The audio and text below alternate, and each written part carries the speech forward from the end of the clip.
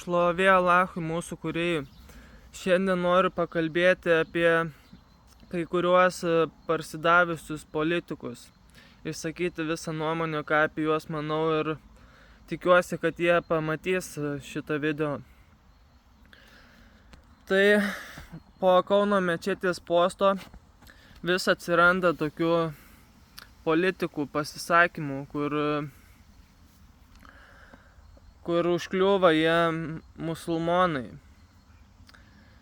Tai žodžiu, ten vakar mačiau Verygą, Skiepų Barygą, irgi ten didvyris atsiradęs, kažką ten apie musulmonus taip toliau. Tai dėl ko šita visa neapykanta yra iš tų politikų?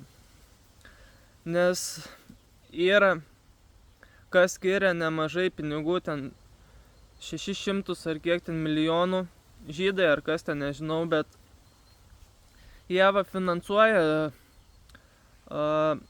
nežinau, ar šitos politikus ar kažkam ten išdalina, kad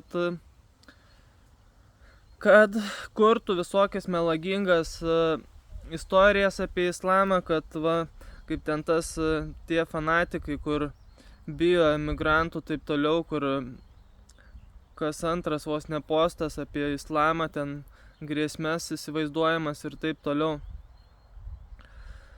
Tai dėl ko jie kuria šitas istorijas, dėl ko jie taip kovoja prieš tą islamą? Tai matot, pasaulį valdo tie, kas turi daugiausiai pinigų. O pinigus, kas turi daugiausiai pinigų, tai bankininkai, ten visokie tie alkoholių verslai taip toliau. O musulmonai jiems yra nenaudingi, nes jie ne tik, kad nepaklūsta tai bankiniai sistemai, neima paskolų, net negali mokėti procentų ir taip toliau, žodžiu. Ir dar kitiem patarė, kad nedarytų tokių dalykų. Nevartotų alkoholio, neimtų paskolų ir taip toliau. Tai dėl to nežinau kaip čia juos pavadinti, tie bankininkai visi ten tie silpsta po biškį, nes matote, jų bankinė sistema silpsta, nes musulmonai nemoka procentų, neima paskolų, negeria alkoholio. Tai tie alkoholio verslai silpsta, neina žmonėmis taip manipuliuoti musulmonais, nes jie stengiasi išlaikyti sveiką protą, nevartoti ten, kas kenkia smegenims, ten nerūkyti taip toliau. Dėl to jie deda milžiniškas pastangas, kad išnaikintų islamą, kad kovotų prieš tai. Pažiūrėkit, ką Gazui padarė, ten jie nušlavė ten tą visą miestą, žodžiu, išžudė kiek nekaltų žmonių, taip toliau. Ir matot, visi jie įsivaizduoja kažkokias grėsmės, tais taip toliau. Iraną užpuolė, nes branduolinį ginklą ten taikę branduolinę programą ten darė ar kažką tokio. Jie, matot, įsivaizduoja grėsmės,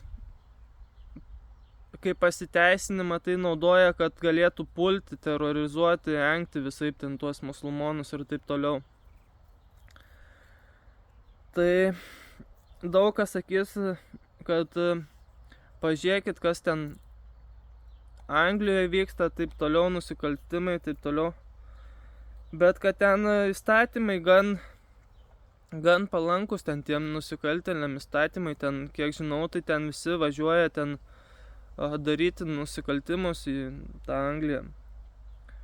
Tai žodžiu,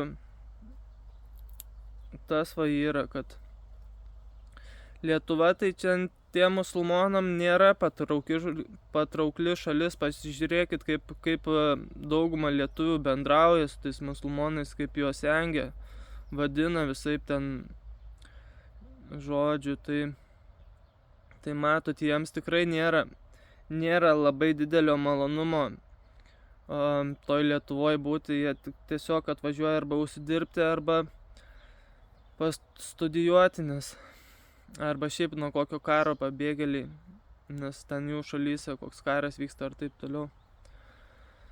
Tai va, tokia mano nuomonė apie tuos politikus visus. Ir dar ką norėjau pasakyti, kad jūs galite manipuliuoti žmonėmis, bet jūs neapgausite Alacho. Rytojus jums nėra pažadėtas, jūs galite eidamas gatve, gali mašiną kokią nutrenkti, arba šiaip valgydamas galite užspringti, arba net čiaudydamas gali numirti. Tai žinokit, visi šitie jūsų darbeliai nešvarūs, viską užrašo angelai.